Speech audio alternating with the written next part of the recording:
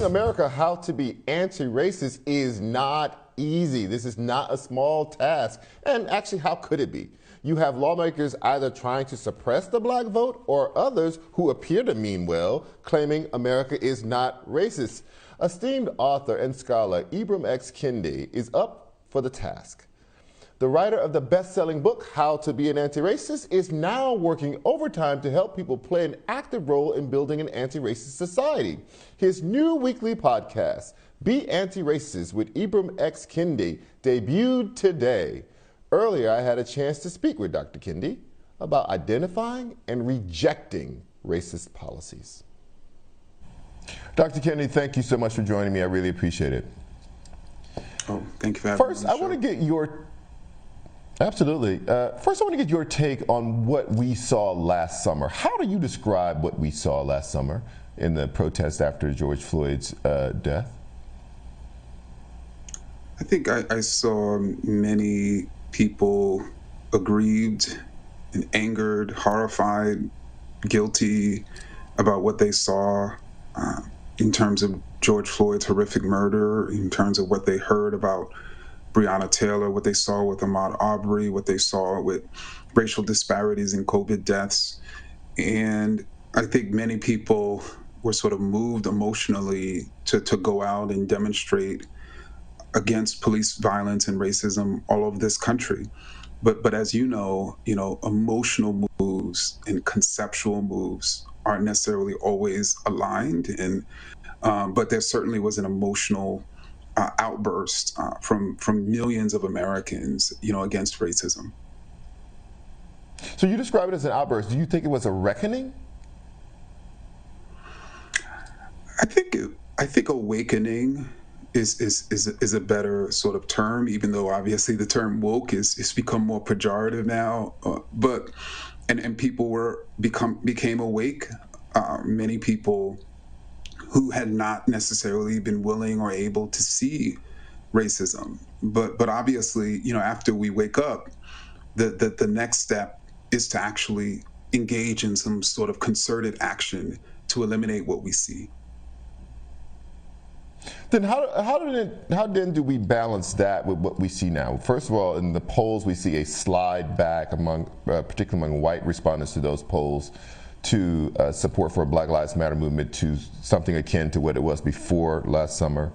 And we see movement in states to dramatically restrict voting, just kind of a backlash writ large on the state level, intransigence in Congress, particularly in the Senate, on whether or not to protect the vote, whether or not to have police reform. How do we balance those two things happening almost concurrently, or one happening right after the other?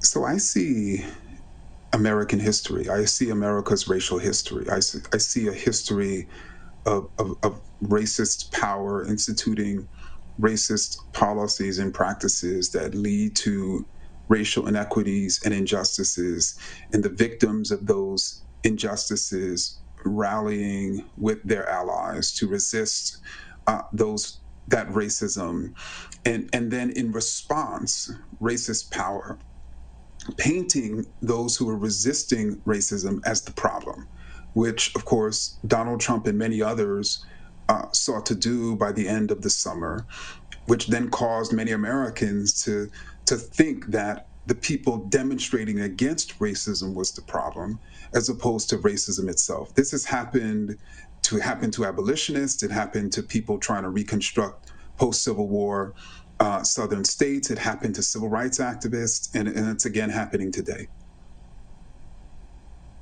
Let's stick on history, and as you mentioned, the Reconstruction period. I see just incredible parallels between the construction of Jim Crow and what is happening now. In the 1890s, it was in the states. It was state legislatures that did the deed, that constructed all of the barriers to full citizenship and to full participation in the electoral system that came to be known as Jim Crow. That lasted 70 years, almost unobstructed and undealt with. Do you worry at all that what we are seeing now is a redo of that?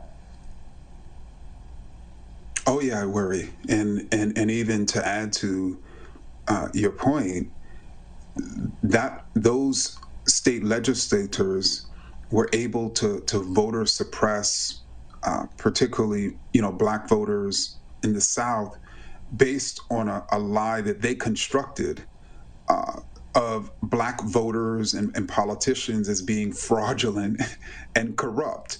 That lie emerged in the 1870s and 1880s, particularly when black male elected officials entered into obviously state houses and sought, working side by side with white elected officials, to reconstruct the states and create equity and create things that we now take for granted, like public schools.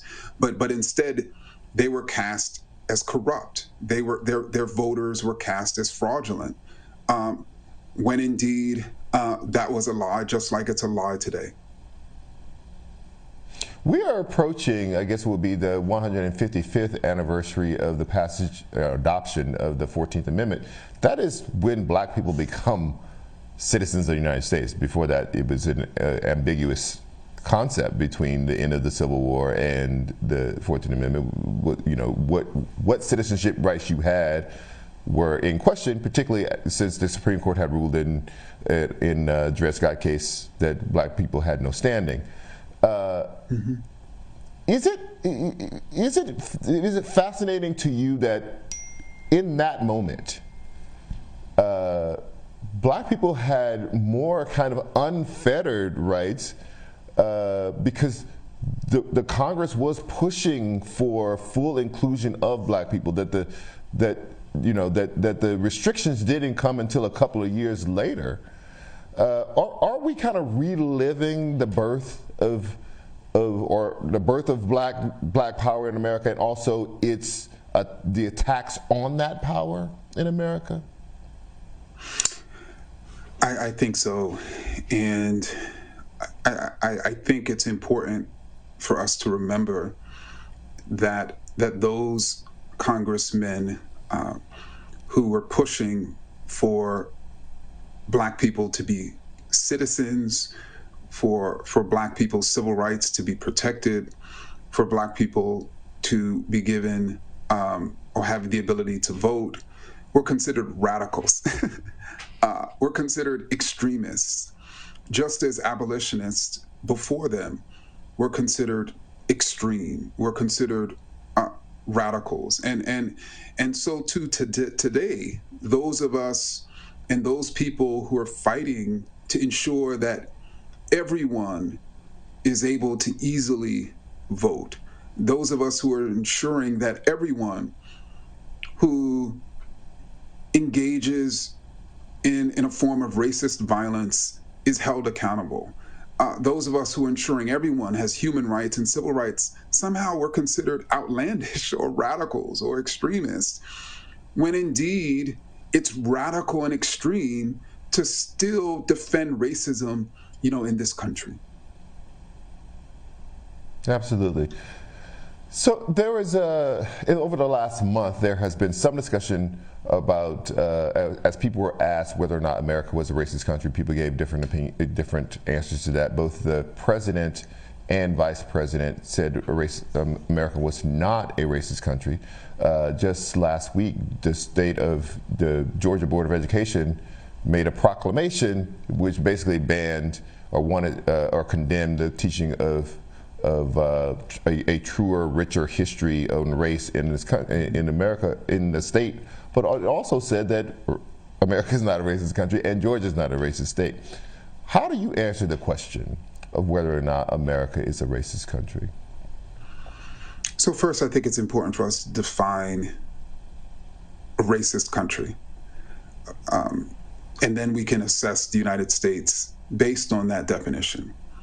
A racist country is a nation where there are racial inequities and disparities, where racial inequity and disparities and injustices are the norm, where racist policies and practices normalize or maintain those inequities and injustices, where a large segment of people in powerful positions, if not the general public, deny that those policies and practices are leading to those disparities, and instead blame the people on the lower end of those disparities for why they're there. That, to me, is what makes a nation racist. And assessing the United States from that standpoint, without question, the United States is a racist nation.